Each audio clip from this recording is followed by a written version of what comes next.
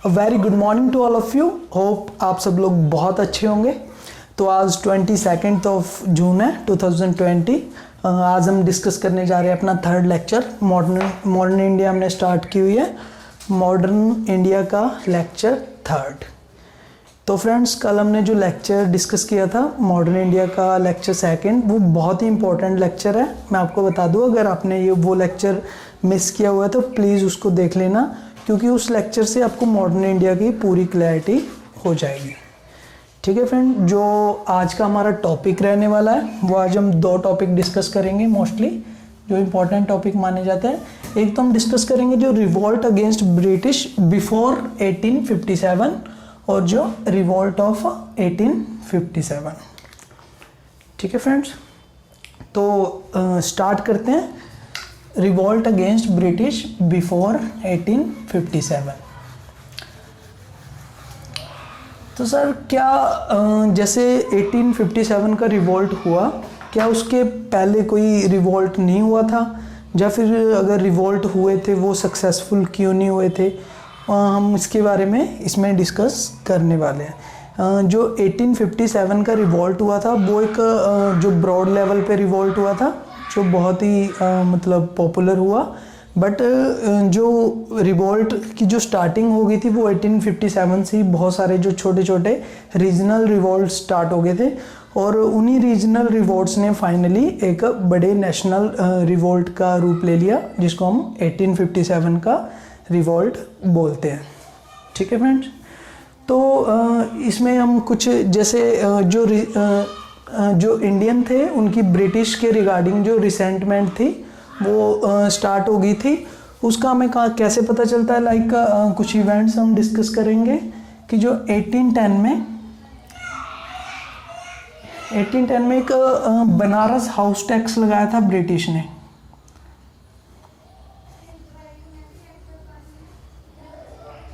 Banaras house tax, उसकी वजह से बनारस में रिवोल्ट स्टार्ट हो गया। और अगर बात करें 1814 की, तो जो इसमें सूरत में टैक्स लगाया था उन्होंने, साल टैक्स की वजह से भी रिवोल्ट स्टार्ट हुआ था वहाँ पे, सूरत में रिवोल्ट स्टार्ट हो गया। और 1816 में बरेली में पुलिस टैक्स लगाने की वजह से बरेली में भी पुलिस टैक्स लगाने की वजह से रिवोल्ट स्टार्ट हो गया। तो जो रीजनल रिवोल्ट्स थे, इनका जो कॉज था अपना पर्सनल कॉज था, जो लोकल लेवल का कॉज था। बट फाइनली जो इनका एम आ गया था वो लास्ट में क्या था कि जो ब्रिटिश हैं उनको इंडिया से बाहर निकालना है, ये इनका फाइनल गोल हो गया था। तो इसमें हम कुछ फॉर्म्स रिवोल्ट्स के डिस्कस करेंगे। मैं आपको बता देता हूँ, हम इसमें 4 फॉर्म्स रिवॉल्ट की डिस्कस करेंगे। जो रिवॉल्ट हुए बेसिकली 4 रिवॉल्ट्स हुए, 4 फॉर्म्स।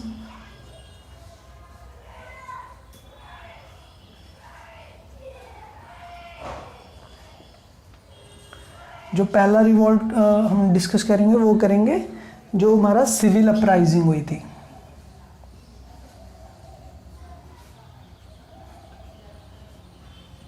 और सेकंड नंबर पे हम डिस्कस करेंगे जो पीजेंट रिवॉल्ट हुआ।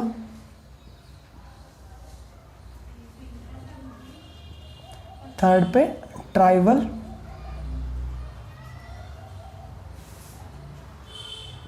और फोर्थ पे डिस्कस करेंगे हम मिलिट्री।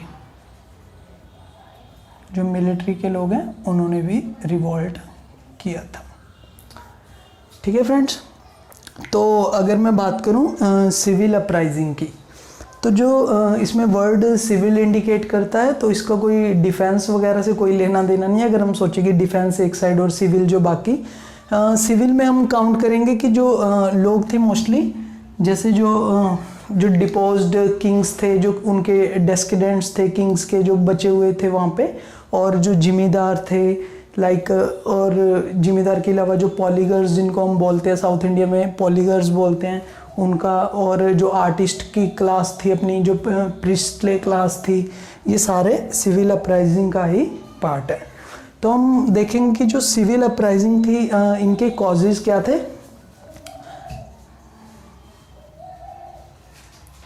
जो सिविल अपराइजिंग है वो क्यों स्टार्ट हो गई थी लोगों में, क्यों जो ये सिविल लोग थे इनमें क्यों रिसेंटमेंट थी अगेंस्ट द ब्रिटिश। तो अगर हम फर्स्ट कोज की बात करें तो मोस्टली ये एग्रीकल्चर में एक्सप्लॉइट तो करते थे, पीजेंट को तो उसका इफेक्ट होता ही था, बट जो इनकी पॉलिसीज़ थी जो स्टार्टिंग में इन्होंने इकोनॉमिकल, एडमिनिस्ट्रेटिव और जो इन्होंने अपनी लैंड सेटलमेंट की पॉलिसीज़ निकाली, उससे जो जिम्मेदार थे, इनकी जो लैंड सेटलमेंट की पॉलिसीज़ थी उनसे जो जिम्मेदार थे उनको भी काफ़ी इफ़ेक्ट पड़ा, और उनकी उस पॉलिसीज़ की वजह से जो जिम्मेदार की लैंड थी वो जाने लगी। तो जिम्मेदार इस चीज़ से इनके ब्रिटिशर्स के खिलाफ हो गए। उनमें एक जो ब्रिटिशर्स के रिगार्डिंग उनमें जो भावना थी, लाइक उनके एनिमी भावना, वो बढ़ने लगी। ठीक है फ्रेंड्स, इससे जिम्मेदार हो गए। और जो मोस्टली इंडियन आर्टिस्ट थे, तो इंडियन इंडस्ट्री को जैसे इन्होंने बहुत ही ज़्यादा इंडियन इंडस्ट्री को, जो इंडस्ट्रियल रेवोल्यूशन यूरोप में आने की वजह से इन्होंने इंडियन इंडस्ट्री को बहुत ही बुरे तरीके से नुकसान पहुंचाया, और जो इंडियन हैंडीक्राफ्ट्स वगैरह की इंडस्ट्री थी वो कम्प्लीटली आउट ऑफ यूज़ कर दी इन्होंने। तो उसकी वजह से जो आर्टिस्टिक क्लास है, आर्टिस्ट हो गए और जो हैंडीक्राफ्ट का बिजनेस करते थे उनमें काफ़ी ज़्यादा रोष था, और ये भी ब्रिटिशर्स के खिलाफ इनकी रिसेंटमेंट बढ़ने लगी। और हम देखेंगे जो मोस्टली प्रिस्टले क्लास थी, वो प्रिस्टले क्लास जिमीदार्स और फ्यूडल पे ही डिपेंड करती थी। तो जो फ्यूडल्स थे उन पे डिपेंड करने वाली अगर क्लास है, अगर जिमीदार्स उस चीज़ से जिमीदार्स अगेंस्ट थे, तो ऑटोमेटिकली जो प्रिस्टले क्लास थी वो भी ब्रिटिशर्स के अगेंस्ट हो गई थी। ठीक है फ्रेंड्स, और अगर मैं और कोर्स की बात करूं तो जो जैसे हम देखें कि जो यहाँ पे इंडिया में काम करते थे, वो उसमें ब्रिटिशर्स इंडिया में आए थे, तो उनमें क्या था कि इंडियन करैक्टर मिस था। ब्रिटिशर्स क्या थे, अपने आप को हाई लेवल का और इंडियंस को लो लेवल का समझते थे, इसलिए जैसे और मुगलों की तरह ये इंडियंस के साथ मिक्स नहीं हुए। तो जो इनमें मिक्स था उसकी जो लैक थी, ये ब्रिटिशर्स इंडियन के साथ मिक्स नहीं होते थे और उनको इंडियन को ये लो लेवल का ट्रीट करते थे। तो इसकी वजह से इंडियन के प्राइड को काफ़ी ठेस पहुंचती थी, इसलिए उनमें रिसेंटमेंट की भावना बढ़ती गई। तो ये बढ़ती हुई जो रिसेंटमेंट है वो एक फाइनली एक रिवोल्ट का नाम ले लेती थी। तो ये इन लोगों के इस वजह से ये सिविलियन रिवोल्ट या सिविलियन अपराइजिंग भी हम बोल सकते हैं, वो हुई। तो इसमें बहुत सारे एरिया में इनकी सिविलियन जो रिवोल्ट हुई हम डिस्कस कर लेते हैं। आई होप आपने ये उतार लिया होगा। कॉजेज़ हमने डिस्कस कर लिए। हम देखेंगे कि कौन कौन से सिविलियन रिवोल्ट्स हुए थे। तो अगर हम मैप बना के डिस्कस करें,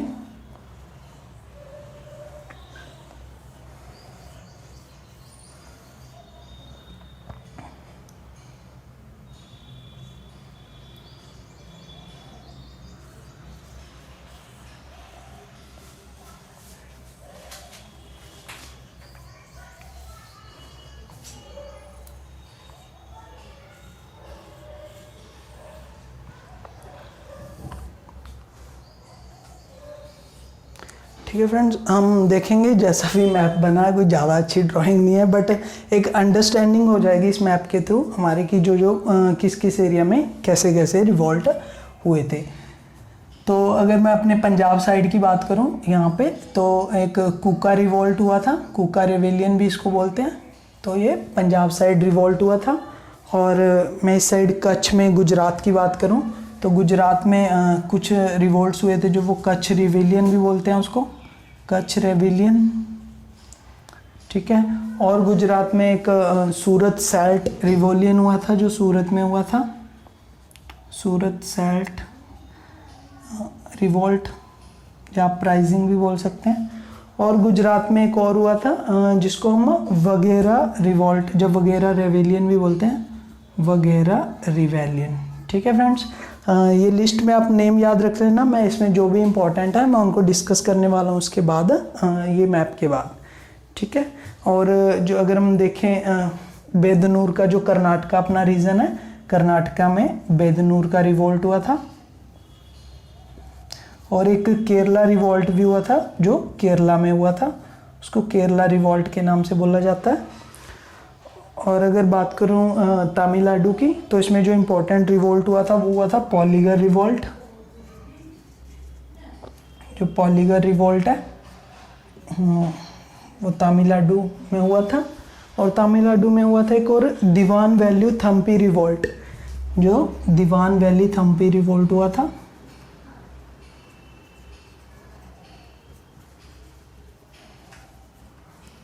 ये त्रवणकोर में हुआ था। और अगर नदन सरकार की, तो राजा विजयनगरम, ये जो अपना ये रीजन है नदन सरकार वाला रीजन माना जाता है। तो इसमें जो रिवॉल्ट हुआ था राजा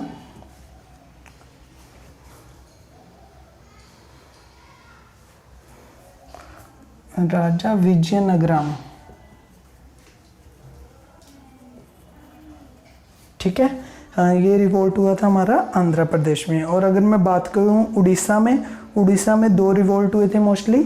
एक तो गंजम में, उड़ीसा में गंजम रिवॉल्ट, गंजम डिस्ट्रिक्ट है उड़ीसा में, वहाँ पे हुआ था। और एक जो इम्पोर्टेंट है वो थी, जो हम डिस्कस भी करेंगे, पैका रिवॉल्ट, पैका रिवेलियन भी इनको बोलते हैं। तो ये उड़ीसा में हमारे हुए थे। और अगर अंदर यहाँ पे बात करूँ तो जो बुंदेलखंड का एरिया अपना, बुंदेलखंड रिवॉल्ट भी हुआ था, ठीक है। ये बुंदेलखंड में रिवॉल्ट हुआ था। और अगर हम यूनाइटेड प्रोविंस की बात करते हैं, यहाँ पे भी 3 रिवॉल्ट हुए थे मोस्टली, 3 से 4 रिवॉल्ट हुए थे। अगर देखें तो एक बरेली रिवॉल्ट हुआ था, और अवध रिवॉल्ट हुआ था, अवध रिवॉल्ट गोरखपुर, अवध रेवेलियन भी बोलते हैं इसको, और गोरखपुर रेवेलियन।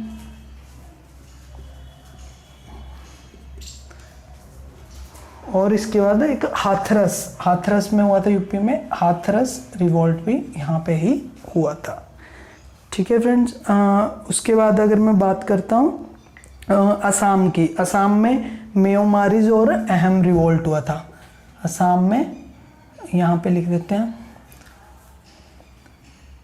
मेयोमारीज एंड अहम एक ट्राइब है वहाँ पे असम में, अहम रिवॉल्ट असम में हुआ था। और अगर बात करूं झारखंड की, तो एक पलामी रिवॉल्ट हुआ था, वो झारखंड में हुआ था, पलामी रिवॉल्ट झारखंड में हुआ था। और फ्रेंड्स जो वेस्ट बंगाल के रिवॉल्ट हुए थे उसमें 2 रिवॉल्ट है मोस्टली, 3 रिवॉल्ट माने जाते हैं, जो है सन्यासी, बहावी और मिदनापुर, ठीक है। जो वेस्ट बंगाल के रिवॉल्ट्स है वो भी काफ़ी इंपॉर्टेंट है। वो रिवॉल्ट्स में एक तो हम लिख सकते हैं सन्यासी रिवॉल्ट, डिस्कस भी करेंगे हम इसको, और दूसरा बहावी जो ईस्ट बंगाल साइड है, और बहावी के बाद मिदनापुर, जो मिदनापुर रिवॉल्ट हुआ था। तो हमने एक बार, आप चाहें तो इसको अच्छे से नोट कर सकते हैं कि ये किस एरिया में कौन कौन से रिवॉल्ट हुए थे। हम इसमें जो मेन रिवॉल्ट हैं कुछ वो डिस्कस करेंगे। लाइक हम डिस्कस करेंगे जो कुका रिवॉल्ट हुआ था जो पंजाब साइड में हुआ था, और हम इसमें डिस्कस करेंगे जो सन्यासी रिवॉल्ट था जो वेस्ट बंगाल में हुआ था। सन्यासी रिवॉल्ट इंपॉर्टेंट है। और हम इसमें पॉलीगर रिवॉल्ट भी डिस्कस करेंगे, जो पॉलीगर रिवॉल्ट हुआ था नीचे साउथ इंडिया में, तमिलनाडु में। और एक बहावी मूवमेंट भी हम डिस्कस करेंगे, और जो पैक्का रिवॉलियन, ये पैक्का हुआ था रिवॉलियन, ये भी डिस्कस करेंगे। और जो ये बहावी मूवमेंट हुई थी ये भी हम डिस्कस करेंगे, ठीक है फ्रेंड्स। आई होप आपको थोड़ा एरिया की जो भी ये मैप जैसा भी बना उससे आपको इसे थोड़ी सी एक अंडरस्टैंडिंग होने की हेल्पफुल होगी कि कहाँ कहाँ कैसे कैसे। अगर इसमें हम देखें कि ऑल ओवर इंडिया में मोस्टली हर एक जगह पे जो रिवॉल्ट्स हुए थे, ठीक है। बट ये रिवॉल्ट्स डिफरेंट टाइम्स पे हुए, डिफरेंट एरिया में डिफरेंट टाइम से हुए। इसीलिए इन रिवॉल्ट्स ने कोई नेशनल मूवमेंट का काम नहीं किया। बस ये एक रिवॉल्ट, रीजनल रिवॉल्ट्स बन के ही रह गए और फाइनली सप्रेस कर दिए गए थे। ठीक है फ्रेंड्स, तो हम डिस्कस करेंगे कुछ इंपॉर्टेंट रिवोल्ट्स इसमें से।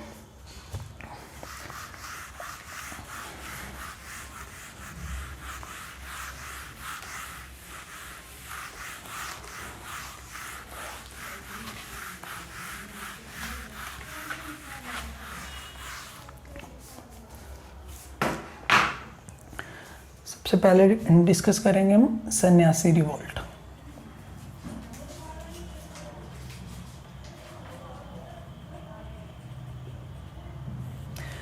सन्यासी रिवोल्ट का जो टाइम पीरियड है वो 1763 से लेके 1800 तक है। ठीक है फ्रेंड्स, अगर मैं इस सन्यासी रिवोल्ट की लोकेशन में बात करूं तो ये ईस्ट बंगाल साइड हुआ था, मैंने आपको ऑलरेडी बता दिया। तो इस रिवोल्ट की एक खास बात है, इसको जो फ़कीर रेवेलियन भी बोला जाता है। और आपसे कोई पूछे कि फ़कीर रेवेलियन कब हुआ था, तो आप बोल सकते हैं फ़कीर रिवोल्ट सन्यासी रिवोल्ट ही है। ये हुआ था 1763 में 1800 तक, और बंगाल साइड के रीजन में ये हुआ था। इसमें क्या ये रिवोल्ट का रीज़न क्या था कि 1717 में उस एरिया में क्या आ गया था, फेमाइन आ गया था। फेमाइन आने की वजह से क्या हुआ, वहाँ के लोगों की जो एग्रीकल्चर की कंडीशन थी, एग्रीकल्चर अप टू एक्सटेंड नहीं हो पाई, जो फसल थी वो नहीं हो पाई। बट जो ब्रिटिश थे उनकी जो पॉलिसीज़ थी टैक्स वगैरह की वो सेम ही थी। तो इनकी वजह से क्या हुआ कि इनको अपनी जो पीजेंट्स थे उनको अपनी जो लैंड थी वो एविक्शन हो गई, उनको लैंड से अपनी हाथ धोना पड़ा। उसकी वजह से क्या हुआ, जो ये सन्यासी थे ये ओरिजिनली एक पीजेंट ही थे। ये सन्यासी ओरिजिनली पीजेंट ही थे, बट अपनी लैंड जाने के बाद ये सन्यासी बन गए, यानी कि लैंडलेस हो गए। और इन्होंने फाइनली क्या किया, इन्होंने जो लैंडलेस थे इन्होंने जिमीदार्स के साथ मिलके, कुछ जिमीदार्स के साथ मिलके जो ब्रिटिश की फैक्ट्रीज़ हैं उन पे इन्होंने हमला करना स्टार्ट कर दिया।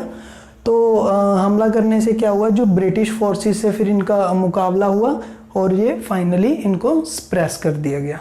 ठीक है, जो वार्न हेस्टिंग था उस टाइम पे, वार्न हेस्टिंग ने इस रिवोल्ट को सप्रेस कर दिया। ठीक है फ्रेंड्स, ये था हमारा सन्यासी रिवोल्ट।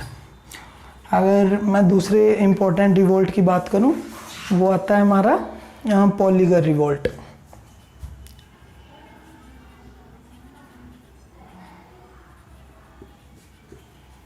जो पॉलीगर रिवोल्ट है उसका टाइम पीरियड है 1795 से लेके 805 तक। जो ये रिवोल्ट हुआ था, जैसे कि हमने डिस्कस किया, ये तमिलनाडु वाली साइड ये रिवोल्ट हुआ था। और जो पॉलीगर्स हैं, पॉलीगर किनको बोलते हैं, जो कुछ लैंड जिनके अंडर जैसे जिमीदार्स होते हैं, तो साउथ में पॉलीगर्स भी सेम एज इट इज़ जिमीदार की तरह होते हैं, जिनके पास कुछ लैंड एरिया रहता है। ठीक है फ्रेंड्स, इसके साथ क्या हुआ कि स्टोरी इसमें ये है कि जो आर्कोट था, जो नवाब ऑफ आर्कोट था, उसने क्या किया था, उसने नवाब ऑफ आर्कोट ने जो अपना एरिया था वो ईस्ट इंडिया कंपनी को दे दिया था। जो नवाब ऑफ आर्कोट था, तो उसने क्या किया, जब अपना जो एरिया था ये वाला कर्नाटक का रीजन, जो कर्नाटक रीजन था आर्कोट का, नवाब का कर्नाटक का, लाइक हमने कर्नाटक वार पढ़े थे ना, तो जो ये वाला जो कोरमंडल कोस्ट है उस रीजन को कर्नाटक रीजन बोलते हैं। तो इसने ईस्ट इंडिया कंपनी को दे दिया। जब ये ईस्ट इंडिया कंपनी के साथ इसकी संधि हुई थी, ये हारा था, तो फाइनली क्या था, ये पॉलीगर्स थे वो इस रीजन में रहते थे, बट जो पॉलीगर्स थे अपने आप को इंडिपेंडेंट मानते थे। पॉलीगर अपने आप को इंडिपेंडेंट मानते थे, बट जो ब्रिटिश थे, अब ब्रिटिश उन पे जैसे ही उनका यहाँ पे रूल हुआ, उन्होंने जो पॉलीगर्स की लैंड थी उनको भी इन्होंने अपना ट्रीट करना स्टार्ट कर दिया और इनको जो टैक्स वगैरह देने के लिए इनको फोर्स करने लगे। तो फाइनली इन्होंने एक रिवोल्ट कर दिया, और जो इनका जो मेन लीडर था यहाँ पे, इन्होंने इंडिपेंडेंट क्लेम कर ली। और जो इनका लीडर था कट्टा बामन नायकन, आप याद रखना इसका नाम अगर रख सकते हो, कट्टा बामन नायकन। ये कट्टाबोमन नायकन था। इसने इस पोलिगर रिवोल्ट में काफ़ी जो ब्रिटिशर्स थे उनके साथ काफ़ी ज़्यादा फाइट की और काफ़ी ज़्यादा उनको इंडिपेंडेंट के लिए लड़ा, बट फाइनली ये रिवोल्ट भी ब्रिटिश ने दबा दिया। तो हम थर्ड नंबर पे जो मूवमेंट पढ़ेंगे वो है हमारी बहावी मूवमेंट, जो हमारा थर्ड रिवोल्ट हुआ था।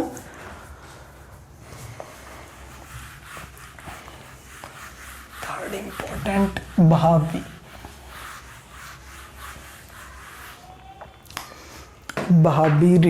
बहावी मूवमेंट।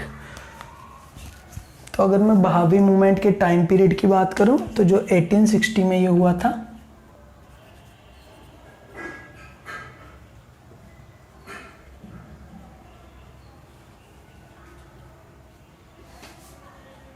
और जो इनका मेनली सेंटर था, जो बहावी मूवमेंट का सेंटर था वो था पटना। पटना इसका मेन सेंटर था, बट जो अदर रीजन्स थे लाइक हैदराबाद, बंगाल, यूपी, बॉम्बे, तो हैदराबाद, बंगाल, यूपी, बॉम्बे ये रीजन थे, इनमें भी ये रिवॉल्ट हुआ था, बट जो मेन सेंटर रहा था इसका बहावी मूवमेंट का पटना रहा था। अब बहावी कौन है? बहावी मूवमेंट की ये फाउंडिंग किसने किया था? ये किया था सैयद अहमद ने। ये एक मुस्लिम थे, इन्होंने ये रिवॉल्ट स्टार्ट किया था। किन से इंस्पायर होके? ये इंस्पायर थे अब्दुल बहाव से, जो सऊदी अरेबिया के अब्दुल बहाव हैं। अब्दुल बहाव जो सऊदी अरेबिया से थे, तो इनसे ये इंस्पायर थे। इसी इनके नाम पे इन्होंने, जो बहाव थे अब्दुल बहाव, इनके नाम पे इन्होंने ये मूवमेंट का नाम बहावी मूवमेंट रखा। एक्चुअली इस मूवमेंट का जो रीज़न था वो क्या था? जो सैयद अहमद थे, ये जो इस्लाम में जो वेस्टर्न इन्फ्लुएंस था उससे बड़े यानी कि इनको परेशान थे। ये चाहते थे कि जो इस्लाम है, जो वेस्टर्न कल्चर ने उसको पोल्यूट कर दिया है, तो इस्लाम को ये चाहते थे कि वेस्टर्न फ्री कर दें, जो वेस्टर्न फ्री कर दें इस्लाम को, यानी कि वेस्टर्न जो कल्चर है अभी जो इस्लाम में मर्ज हो गया है उसको निकाल के इसको एक प्योर इस्लाम में कन्वर्ट करें हम। तो ये इनका जो मेन मोटो था इस बहावी मूवमेंट का। बट फाइनली इस मूवमेंट को भी इन्होंने, जो ब्रिटिशर्स थे उन्होंने सप्रेस कर दिया और ये आखिर ख़त्म हुआ। तो और जो लास्ट अभी हम फोर्थ मूवमेंट पढ़ेंगे वो है हमारी कुका मूवमेंट। कुका मूवमेंट जैसे कि हमने डिस्कस की थी कि ये मूवमेंट पंजाब में हुई थी।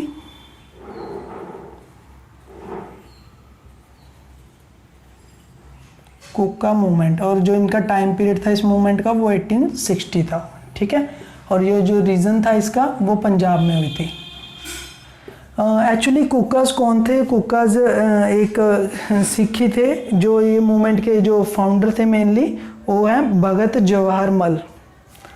दो लीडर्स हैं इसमें जो मोस्टली जिन्होंने रोल प्ले किया है, भगत जवाहर मल, ठीक है। ये इसके फाउंडर थे। और जो एक इम्पोर्टेंट किरदार है निभाया इस मूवमेंट में वो थे बाबा राम सिंह।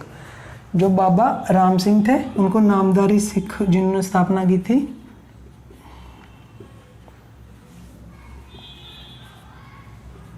जिन्होंने जो ग्रुप था नामधारी सिख वाला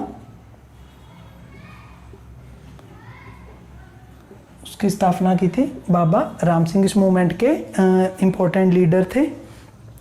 और एक्चुअली ये मूवमेंट क्या थी? ये मूवमेंट एक रिलीजियस मूवमेंट थी।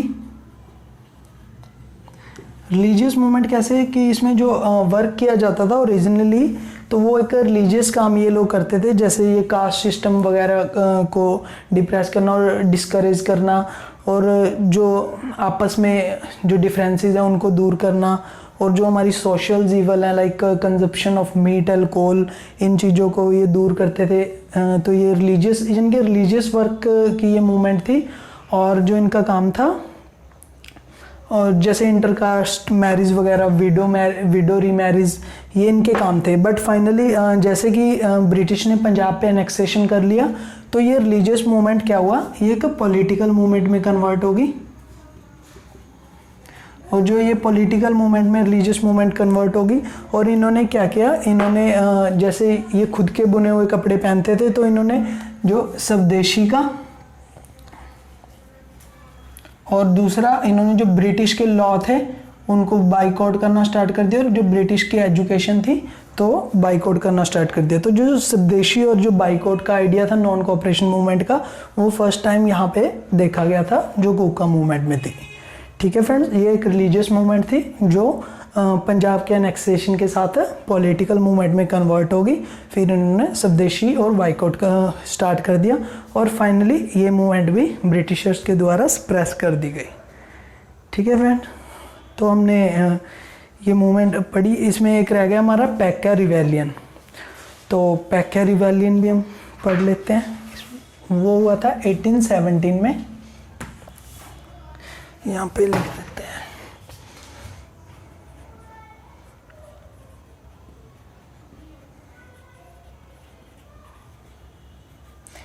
पैक्का रिवेलियन ये हुआ था 1817 में। ये पैक्का कौन थे? ये मोस्टली रिवेलियन हुआ था उड़ीसा में।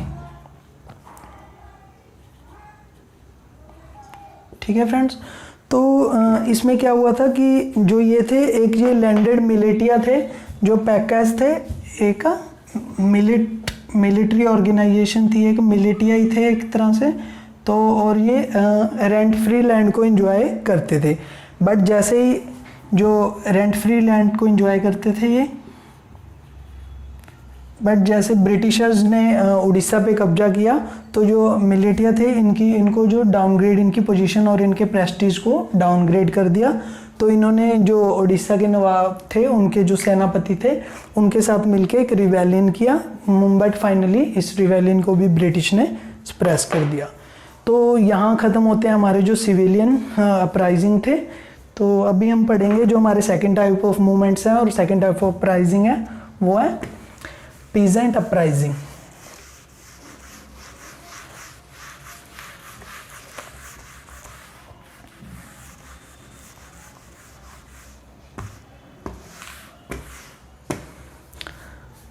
ठीक है फ्रेंड्स, पैक्का रिवेलियन 1817 में उड़ीसा में, ये एक मिलिटिया ऑर्गेनाइजेशन थी, मिलिटिया ग्रुप था जो रेंट फ्री लैंड पे कब्जा किए हुआ था। सॉरी।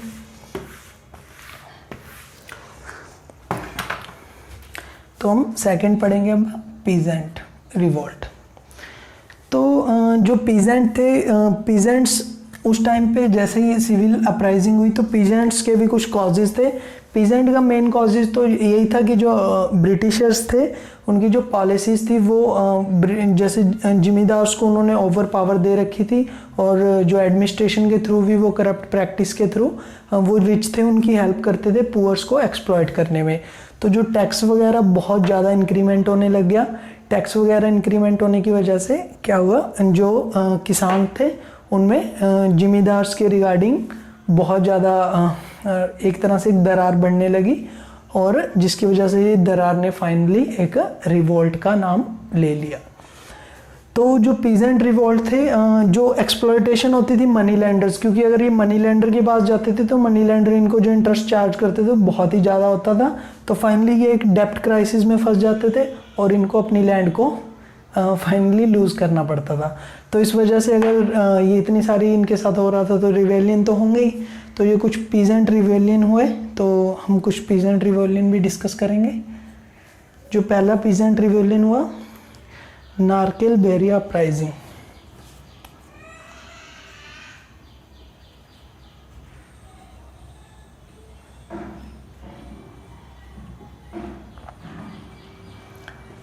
जो नारकेल बेरिया अपराइजिंग थी, ये हुई थी 82 में, 1782 से 1831 तक।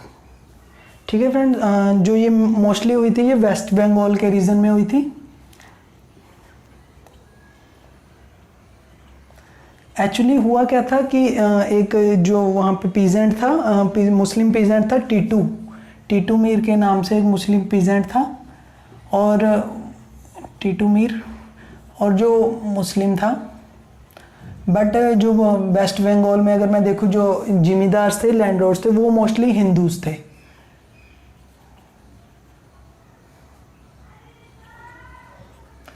वो हिंदू थे। तो जिमीदार से इनकी थोड़ी रिसेंटमेंट होगी किस मुद्दे पे, कि वहाँ पे क्या करते थे, जो मुस्लिम को था ना, एक बियर टैक्स लगाया जाता था, लाइक बियर टैक्स। जैसे वो मुस्लिम्स के जो कल्चर में है कि बड़ी दाढ़ी रखना, तो उसको उनके ऊपर, फैजीज के ऊपर इन्होंने बियर टैक्स इम्पोज कर दिया। और जो जिमीदार्स के साथ इनके जो हिंदू जिमीदार थे, इस वजह से इनकी मुस्लिम की उनके साथ पहले ही एक दरार बढ़ चुकी थी। तो बियर टैक्स ने एक इग्नाइट करने का काम किया, उसको एक स्पार्क का काम किया, जिसकी वजह से ये अपराइजिंग हुई। बट ये अपराइजिंग क्या हुई थी लेटर, ये अपराइजिंग लेटर जो बहावी मूवमेंट थी उसमें मर्ज हो गई थी ये अपराइजिंग लेटर बहावी मूवमेंट में।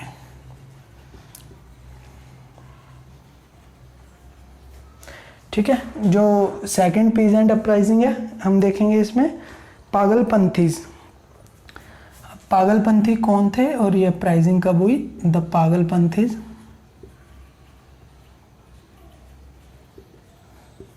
जो पागलपंथी अपराइजिंग थी, मेनली इसका जो टाइम पीरियड है 1825 से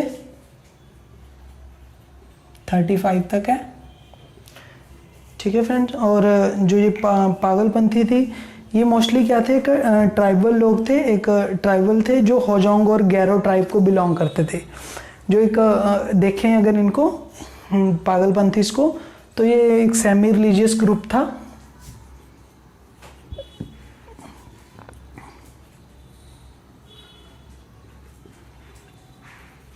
जो किन ट्राइब को बिलोंग करते थे, ये दो ट्राइब को बिलोंग करते थे, लाइक होजोंग और गैरो ट्राइब को।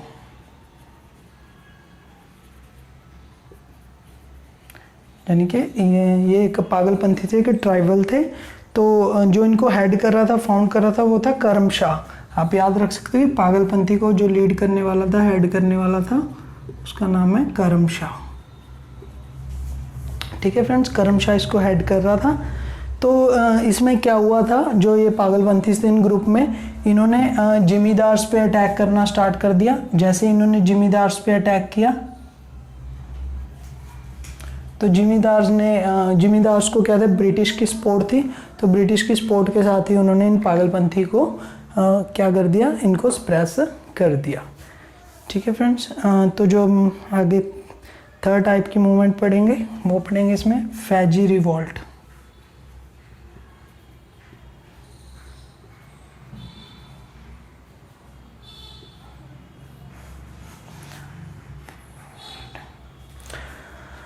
फैजी रिवोल्ट।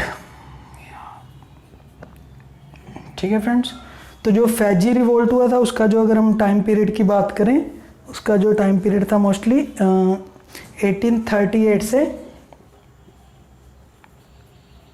57 तक था। इस रिवोल्ट में क्या हुआ था, जो ये फैजी था, एक्चुअली ये फॉलोअर्स थे किसके, हाजी शरीयत अल्लाह ऑफ फरीदपुर, जो ईस्ट बंगाल में था। ये रिवोल्ट मोस्टली हुआ था ईस्ट बंगाल साइड हुआ था।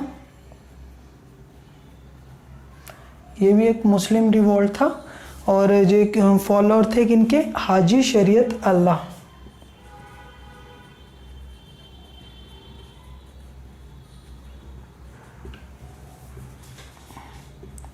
हाजी शरीयत अल्लाह है जो फरीदपुर वाले थे, उनके ये फॉलोअर्स थे मोस्टली। तो जो ये क्या चाहते थे, ये मोस्टली सोशियो रिलीजियस और कल्चरल कुछ चेंजेस चाहते थे। उनकी वजह से इन्होंने क्या किया, जो ब्रिटिश हैं, ब्रिटिशर्स इनके जो कल्चर को चेंज कर दिया था, इस वजह से ये ब्रिटिश को एक्सपेल करना चाहते थे। और ब्रिटिश को एक्सपेल करने के साथ साथ इनका एक कॉज वो भी था कि जो पीजेंट है, पीजेंट्स का जिमीदार थे, उनके खिलाफ जो रिवॉल्ट चल रहा था, उसको वो भी इनका एक कॉज था। तो इस वजह से ये फैजी रिवॉल्ट हुआ, और फाइनली ये भी बहावी रैंक के साथ मर्ज हो गया था।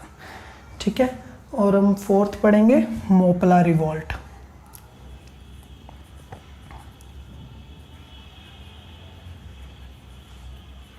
जो मोपला रिवॉल्ट था वो 1836 से लेके 54 के टाइम पीरियड में हुआ, और ये मोस्टली जो रीजन था इसमें, ये मालाबार रीजन में हुआ। ठीक है, मालाबार जो रीजन है, उस रीजन में ये हुआ था। और मोपला रिवोल्ट की अगर बात करूं, इसमें क्या हुआ था, जो टैक्स है, टैक्स का जो टैक्स बढ़ा दिया गया था, टैक्स में हाइक कर दिया गया था, बट जो साइज ऑफ लैंड है वो रिड्यूस हो गया था। तो साइज ऑफ लैंड रिड्यूस होने की वजह से और टैक्स इंक्रीज होने की वजह से जो मोपलास थे, किसान थे, उनमें क्या हुआ, उनमें विद्रोह की स्टार्टिंग हुई और उसने फाइनली इग्नाइट होकर एक रिवोल्ट का नाम ले लिया। और अगर आपको एक और बात बताऊँ जी, सेकंड मोपला रिवोल्ट हुआ था वो एनसीएम के टाइम हुआ था, जब खिलाफत और कांग्रेस ने ऐड किया था, तो एक मोपला रिवोल्ट वहाँ भी उस टाइम भी हुआ था। बट जो फाइनली जो हिंदूज़ और मुस्लिम थे उनमें डिफरेंसेस हो गए थे, तो डिफरेंसेस होने की वजह से ये फाइनली सप्रेस कर दिया गया। ठीक है, और अगर हम थर्ड पे पढ़ें फ्रेंड्स, तो हम थर्ड अभी ट्राइबल रिवोल्ट के बारे में पढ़ेंगे कि जो ट्राइबल रिवोल्ट्स हुए। आई होप आपको ये पीजेंट रिवोल्ट समझ आए होंगे। आपको इनके नाम और थोड़ा सा एक आइडिया रखना है।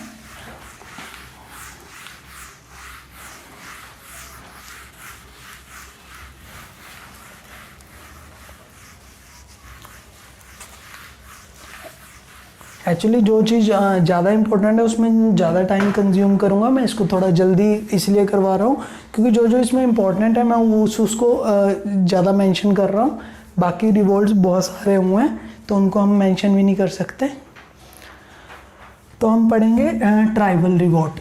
ट्राइबल्स लोग कौन थे, जो जैसे फॉरेस्ट टाइप में रहते थे, जो मोस्टली एग्रीकल्चर वगैरह से दूर थे। तो उन लोगों ने क्यों विद्रोह किया, उनका क्या रीज़न था। जैसे एग्रीकल्चर पे बर्डन बढ़ने लगा और टैक्स वो एक्सप्लॉइट करने लगे टैक्स से, तो क्या हुआ, जो पीजेंट थे उनकी जो लैंड थी वो उनसे जाने लगी, लैंडलेस होने लगे वो। जैसे ही वो लैंडलेस होने लगे तो फाइनली वो जो फॉरेस्ट की तरफ डाइवर्ट हो गए। तो वहाँ पे क्या हुआ, जो बर्डन था फॉरेस्ट पे बहुत ज़्यादा हो गया और उन लोगों के साथ वो मिक्स, जैसे उनको प्रॉब्लम आने लगी।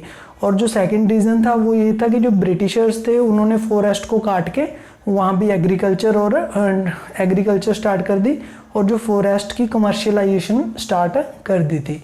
तो फॉरेस्ट की कमर्शियलाइजेशन की वजह से जो ट्राइबल्स थे उनका जो इन्वायरमेंट था वो एक तरह से डिस्टर्ब हो गया और जो ट्राइबल्स थे उनकी अपराइजिंग स्टार्ट होगी। ठीक है फ्रेंड्स, तो हम इसमें कुछ ट्राइबल अपराइजिंग पढ़ेंगे। हमने देख लिया कि वो जो ब्रिटिशर्स थे उनका एक्सप्लॉयटेशन कर रहे थे रिसोर्सेज का ट्राइबल के, इस वजह से ये ट्राइबल अपराइजिंग स्टार्ट हुई थी। तो जो कुछ एरिया में ट्राइबल अपराइजिंग हुई थी तो मैं इसके बारे में डिस्कस कर लेता हूँ आपसे।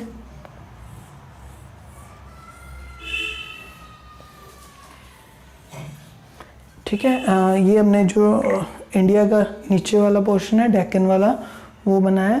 तो यहाँ पे जो मोस्टली ट्राइबल अपराइजिंग हुई है, क्योंकि ट्राइबल मोस्टली साउथ साइड या वेस्टर्न ईस्टर्न साइड में ही रहते हैं, तो इस वजह से यहाँ पे अपराइजिंग हुई थी। तो हम वो देखेंगे। जो वेस्टर्न घाट में अपराइजिंग हुई वो दो अपराइजिंग हुई, रामोसी और काली। जो वेस्टर्न घाट्स में अपराइजिंग हुई थी वो रामोसी अपराइजिंग और काली अपराइजिंग। ये एक्चुअली ट्राइब्स के नेम ही हैं जो इस रीजन में रहती हैं, वेस्टर्न घाट वाले। तो आप इस अपराइजिंग को यहाँ से देख सकते हो।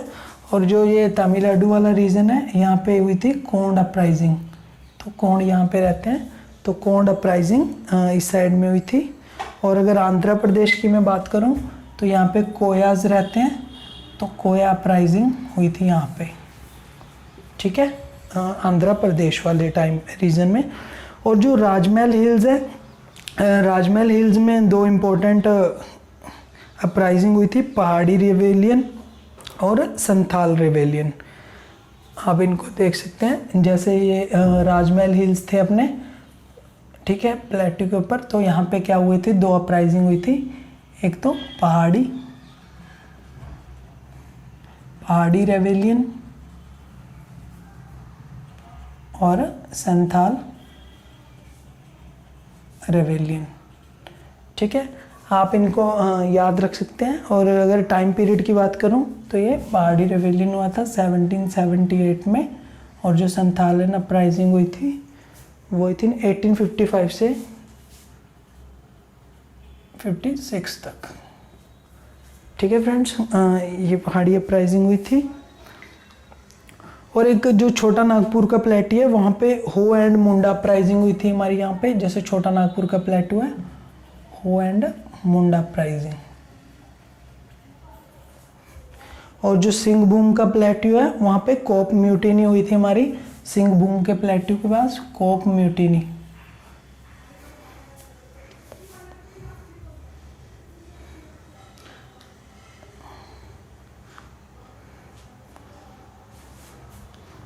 ठीक है फ्रेंड्स, तो ये हमारी कुछ जो ट्राइबल अपराइजिंग थी हमने इनके कॉज भी डिस्कस कर लिए, और जो कुछ मेन अपराइजिंग थी वो भी हमने डिस्कस कर ली। ठीक है, और अब हम लास्ट में डिस्कस करेंगे जो सिपोई म्यूटिनी हुई थी।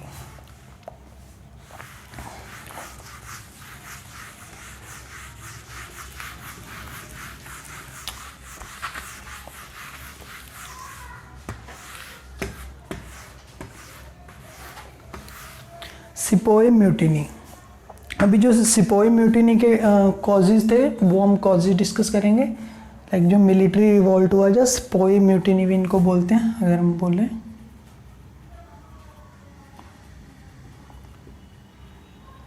तो जो कॉजेज हैं इसके, अगर मैं कॉजेज की बात करूं तो वेरियस कॉजेज थे। एक तो जो ब्रिटिशर्स थे वो क्या करते थे, इनके जो पेमेंट थी उनके डिस्क्रिमिनेशन करते थे उसमें। जो इंडियन ट्रूप्स थे, इंडियन सिपाही थे और ब्रिटिश सिपाही थे, उनके साथ डिस्क्रिमिनेशन किया जाता था स्टैंडर्ड ऑफ लिविंग में या पे में। ये सब रीजंस थे उनके डिस्क्रिमिनेशन करने के। और जो इंडियंस को वो मोस्टली लो लेवल का मानते थे और मिसट्रीटमेंट भी उनके साथ सिपाही के साथ किया जाता था, तो ये भी एक कॉज था। और दूसरा देखिए कि जो जैसे उनको फॉरेन सर्विसेज के जाते थे तो उन्हें अलाउंस वगैरह कोई एक्स्ट्रा नहीं दिए जाते थे फॉरेन सर्विसेज के लिए, तो ये भी एक रीज़न था कि जो ब्रिटिश जो ये मिलिट्री थे उसमें अपराइजिंग स्टार्ट होने लगी। और भी इसके कई कॉजेज़ थे, लाइक जो इनके रिलीजियस कॉजेज़ थे, जिनकी जो ये रिलीजन को बिलोंग करते थे, तो उसमें ये था कि अगर वो फॉरेन जाएंगे, जिनके समुंदर पार करने को जाना, वो अपने रिलीजन का अपमान मानते थे, धर्म भ्रष्ट होना मानते थे। तो ये भी कुछ कॉजेज़ थे जो सिपोई म्यूटिनी के कारण बने। ठीक है, तो जो सिपोई म्यूटिनी मोस्टली हुई थी अगर मैं बात करूं तो बंगाल में हुई थी सिपोई म्यूटिनी, बंगाल में वो हुई थी। बंगाल में 1764 में विलोर म्यूटिनी हुई। उसके बाद 47th इन्फेंट्री यूनिट ने, या शोलापुर में भी म्यूटिनी हुई थी। तो ये सारी सिपोई म्यूटिनी हुई थी। ठीक है फ्रेंड्स, तो अगर मैं देखूं कि ये बहुत सारी अपराइजिंग हुई, बट ये फाइनली क्या हुई, फाइनली ब्रिटिश ने इनको सप्रेस कर दिया। तो क्या रीज़न थे कि ये अपराइजिंग एक स्टैंडर्ड अपराइजिंग नहीं हो पाई और ब्रिटिश इनको सप्रेस कैसे कर देते थे। तो इनमें कुछ वीकनेसेस थी, वो वीकनेसेस के बारे में हम पढ़ेंगे कि वो वीकनेसेस क्या थी जिनकी वजह से ये अपराइजिंग सक्सेसफुल नहीं हो पाई थी।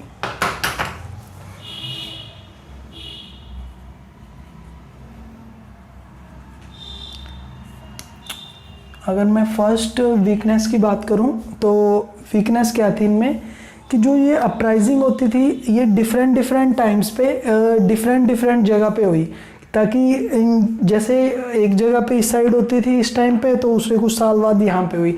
तो यानी कि जो इनको जो फाइनली एक यूनिटी में लैक था, तो ये डिफरेंट टाइम्स पे हुई थी और डिफरेंट प्लेसेस पे हुई थी।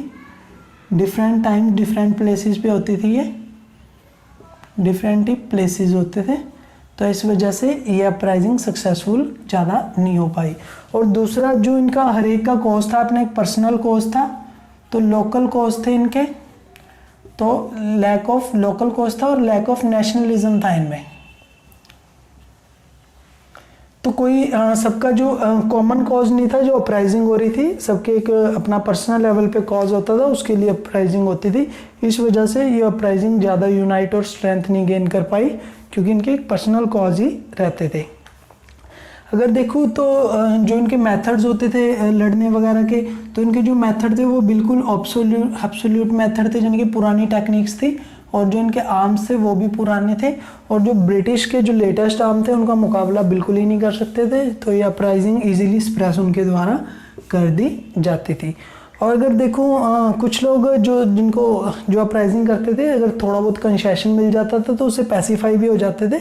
तो कुछ पैसिफाई लोग इस अपराइजिंग में उन्होंने ज़्यादा बढ़कर हिस्सा नहीं लिया, तो इस वजह से भी ये अपराइजिंग फाइनली वीक होगी और ये स्टैटिक। बट ये अपराइजिंग ने मिलजुल के फाइनली क्या किया, फाइनली लोगों में जो एक जागृति स्टार्ट हुई, तो लोगों में लोग एक अवसर ढूंढने लगे कि ऐसा कोई मूवमेंट की ज़रूरत थी उस टाइम पे, अगर जो स्टार्ट हो जाए और जो फाइनली पूरी अपराइजिंग का रूप ले ले।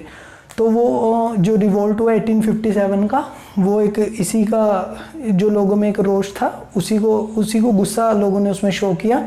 तो हम पढ़ेंगे जो हमारा नेक्स्ट टॉपिक है, रिवोल्ट ऑफ 1857।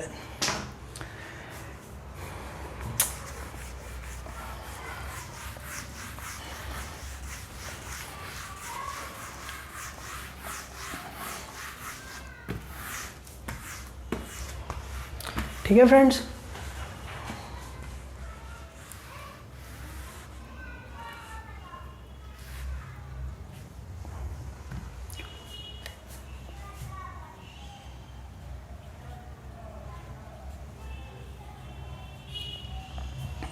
तो हमारा टॉपिक है रिवोल्ट ऑफ 1857। हम सबसे पहले पढ़ेंगे इसके कॉजेज, जो इसके कॉज क्या थे रिवोल्ट के। तो कॉजेज को हम डिवाइड करेंगे कुछ टाइप्स में, लाइक सबसे पहले पढ़ेंगे हम इकोनॉमिक कॉजेज।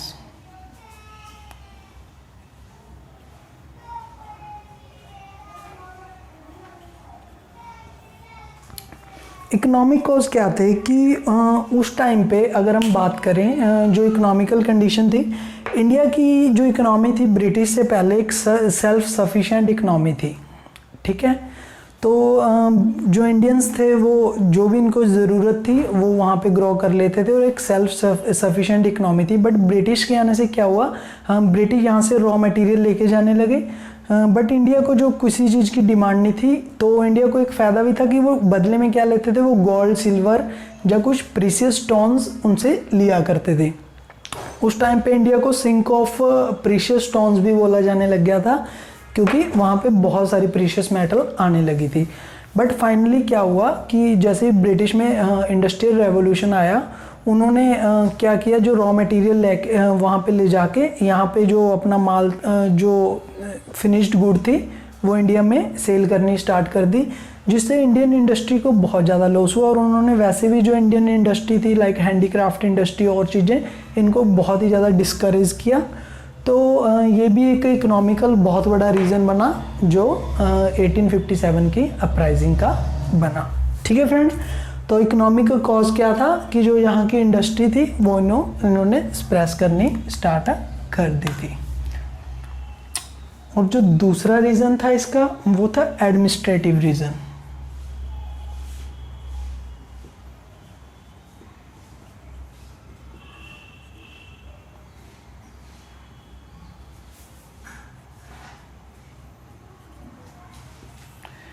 एडमिनिस्ट्रेटिव कॉज क्या थे कि जो ब्रिटिश थे वो बहुत ज़्यादा ब्रिटिश थे बहुत ज़्यादा करप्ट प्रैक्टिस में इन्वॉल्व थे और पर्सनल इंटरेस्ट अचीव करते थे करप्ट प्रैक्टिसेस के द्वारा। और ये हमेशा ही क्या करते थे, रिच को फेवर करते थे और पुअर्स थे उनका एक्सप्लॉयटेशन करते थे। तो ब्रिटिशर्स की जो ये करप्ट प्रैक्टिसेस थी,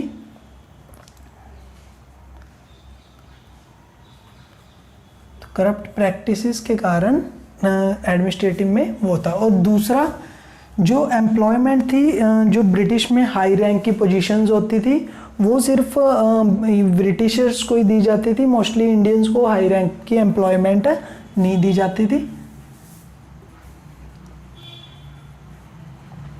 तो जो ये डिस्क्रिमिनेशन की इनकी पॉलिसी रही, ये इसने लोगों में गुस्सा भर दिया और ये एक एडमिनिस्ट्रेटिव कॉज बना रिवोल्ट ऑफ 1857 का।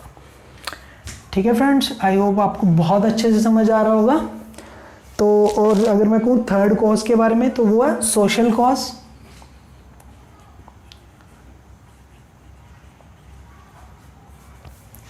अभी सोशल कॉज क्या थे, जैसे अगर देखें कि जो इंडिया में मुगल्स आए तो उन्होंने क्या किया, जो इंडिया के लोगों को अडॉप्ट किया और अडॉप्ट करने की वजह से उनके साथ मिक्स हुए, उनके कल्चर्स के साथ मिक्स हुए, उनके पॉलिसी रिलीजियस पॉलिसी को टॉलरेट किया।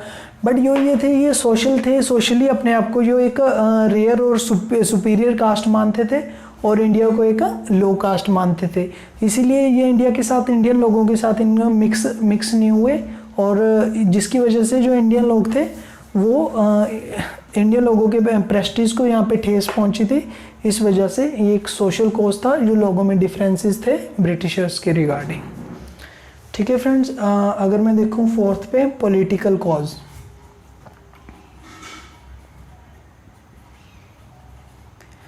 जो पॉलिटिकल कॉज में उसमें हम देखेंगे कि जो इनकी पॉलिसीज़ थी, लाइक इसने बहुत सारे जो इंडियन किंग थे उनको बहुत ज़्यादा निराश किया अपनी जो पॉलिसी ऑफ एनेक्सेशन से।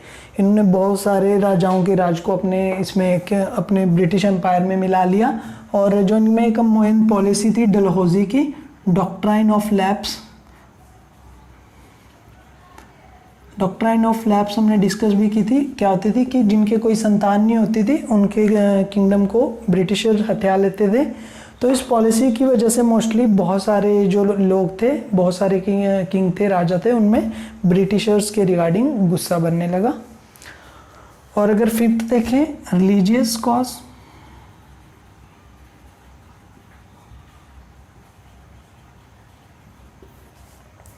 रिलीजियस कॉज क्या थे फ्रेंड्स इनके, जैसे बहुत सारी पॉलिसीज आई थी जो रिलीजियस थी इनकी। जो ब्रिटिशर्स थे वो इनको रिलीजियसली हर्ट करा जिन्होंने, क्योंकि इंडियन समझते थे कि जैसे मोस्टली जो इनके कल्चर है वो अपना है, जैसे कि बेंटिक ने 1829 में, आप याद रखना कि सती प्रथा थी, तो सती को बैनिश कर दिया था। तो इनको बट ये कहते थे कि हमारा ये रिलीजियस चीज़ है, जो इनमें इनको ब्रिटिशर्स को इंटरफेयर करने का कोई हक नहीं है। बट जस्ट कि ये एक ईवल भी थी, पर फिर भी उन्होंने इस चीज़ को वो नहीं लिया। और जो 1856 में जो विडो रीमैरिज एक्ट डलहौजी ने पास करवाया था,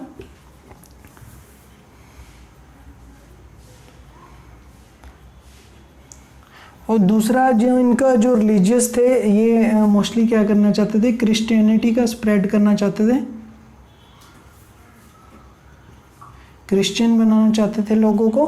तो वो जो इनकी पॉलिसी थी वो हिंदू और मुसलमानों को वो चीज़ रास नहीं आई, तो उसकी वजह से भी ये अपराइजिंग हुई। और जो फाइनली हमारा कॉज है मिलिट्री,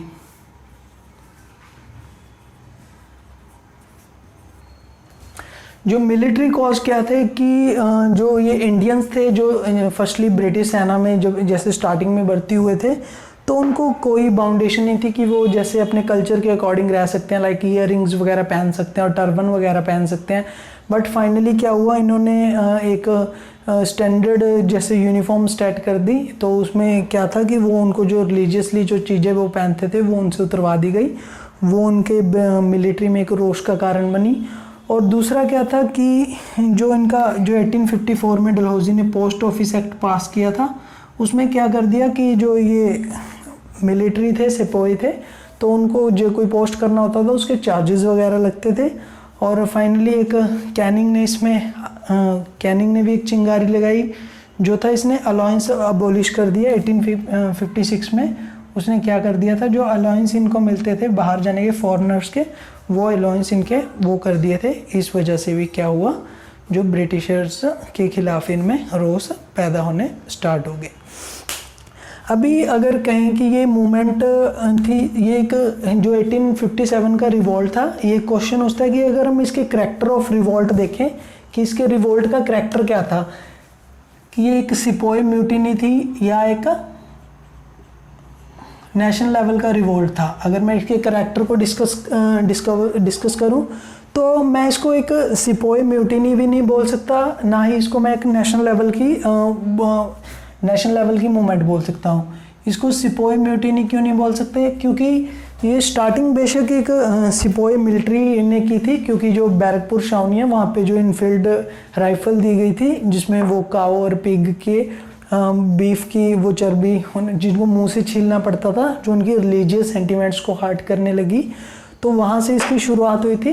बट अगर मैं इसको सिपोई कम्प्लीटली इसलिए नहीं बोल सकता क्योंकि बहुत सारे जो ऑलरेडी जो सिपोई थे लाइक मद्रास के और जो बॉम्बे के सिपोई थे, उनमें इसमें पार्टिसिपेट ही नहीं किया, वो न्यूट्रल रहे, तो इसको कम्प्लीटली मैं सिपोई म्यूटिनी बोल सकता।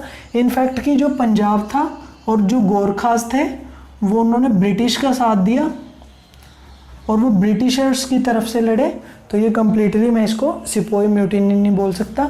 और मैं इसको कम्प्लीटली एक नेशनल मूवमेंट भी नहीं बोल सकता कि ये एक नेशनल मूवमेंट थी या नहीं थी। ये नेशनल मूवमेंट क्यों नहीं थी? क्योंकि अगर मैं कहूँ कि ये सिर्फ नॉर्थ इंडिया में ही थी, ये साउथ इंडिया में ये मूवमेंट नहीं चली, तो ये सिर्फ नॉर्थ इंडिया तक ही सिमट के रह गई, तो ये नेशनल लेवल की एक मूवमेंट नहीं थी।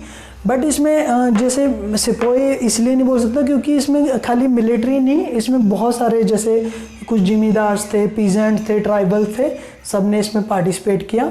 तो मैं इसको फाइनली कह सकता हूँ कि ये मोर देन क्या थी, ये मोर देन सिपोई थी,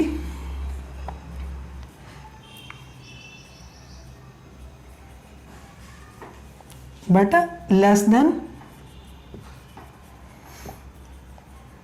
नेशनल मूवमेंट।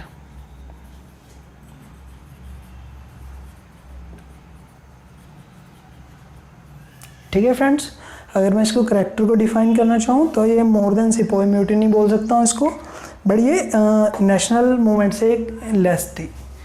ठीक है फ्रेंड्स, अगर मैं इस रिवोल्ट्स के कुछ वीकनेसेस की बात करूँ कि ये रिवोल्ट क्यों सक्सेसफुल नहीं हो पाया, इस रिवोल्ट की क्या वीकनेसेस रही, ये सक्सेसफुल क्यों नहीं हुआ, तो अब हम इसकी कुछ वीकनेसेस डिस्कस करेंगे।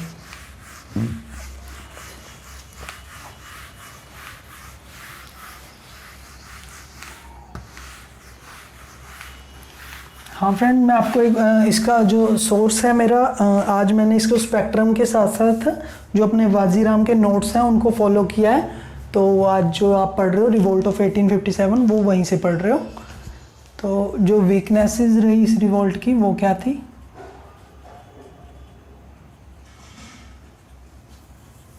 क्या वीकनेसेस थी, इस किन की वजह से ये रिवोल्ट वीक हुआ। तो एक तो फर्स्टली जैसे मैंने बोला कि ये नॉर्थ इंडिया में नहीं हुई थी, ये सिर्फ साउथ इंडिया में हुई थी, तो इसमें क्या हुआ, इसमें लैक ऑफ नेशनल कैरेक्टर हुआ, लैक ऑफ नेशनल कैरेक्टर। तो नेशनल कैरेक्टर्स की लैक की वजह से जो ओनली नॉर्थ इंडिया में ये मूवमेंट चली, साउथ इंडिया में नहीं चली, इसकी वजह से एक वीक मूवमेंट रह गई, तो नहीं हुआ। और जो कुछ लाइक कुछ पीपल थे जो जिमीदार्स थे, जिमीदार्स क्या थे, जिमीदार जो मोस्टली पीजेंट्स थे वो जिमीदार के खिलाफ थे, तो कुछ जिमीदार्स ने ब्रिटिश के डर से इस मूवमेंट में पार्टिसिपेट नहीं किया, तो जो जिमीदार वर्ग था वो इस म्यूटिनी में एब्सेंट रहा, इसकी वजह से भी ये सक्सेसफुल नहीं हो पाई। और थर्ड जो लैंडलॉर्ड्स थे, लैंडलॉर्ड्स ने भी इसमें पार्टिसिपेट नहीं किया क्योंकि जो लैंडलॉर्ड्स थे वो क्या करते थे, पीजेंट्स को एक्सप्लॉइट करते थे, और जो पीजेंट्स थे वो भी लैंडलॉर्ड्स के खिलाफ थे। और जो एक मैंने कारण बताया कि इसमें जो सिपोई थे वो जैसे मद्रास और बॉम्बे के सिपोई ने कोई पार्टिसिपेट नहीं किया था, और जो पंजाब और गोरखास थे उन्होंने against the Indian sepoy mutiny के खिलाफ ब्रिटिशर्स का साथ दिया था, वो भी एक उसका रीज़न हुआ।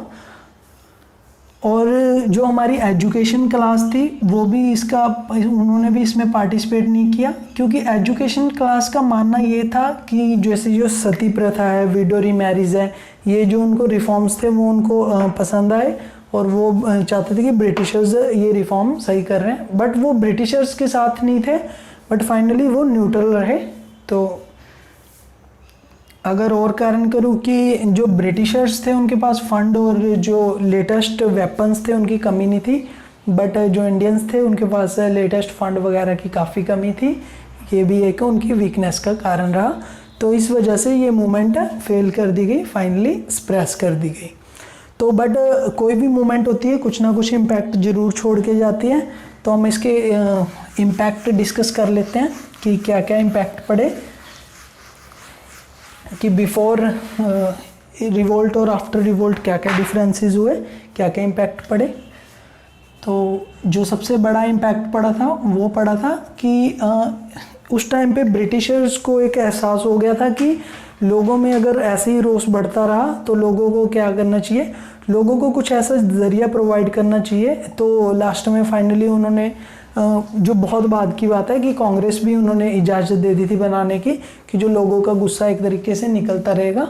बट जो भी करंटली इसके इम्पैक्ट पड़े थे वो क्या थे कि जो इस टाइम पे था, जो ईस्ट इंडिया कंपनी के हाथ में था जो टोटल ऑल ओवर कंट्रोल था। बट अभी क्या हो गया, अभी जो टोटल पूरा कंट्रोल था वो क्राउन के हाथ में चला गया था। तो ब्रिटिश क्राउन ने ब्रिटिश गवर्नमेंट के अंडर जो India direct rule British crown करने लग गया था। और जो इसमें क्या थे, जो पहले काम चलता था वो बोर्ड ऑफ डायरेक्टर से, और बोर्ड ऑफ कंट्रोल उसको कंट्रोल करते थे जो ब्रिटिश में रह के उस इंडिया को कंट्रोल करते थे। बट अभी उन दोनों की जगह को हटा के एक सेक्रेटरी ऑफ द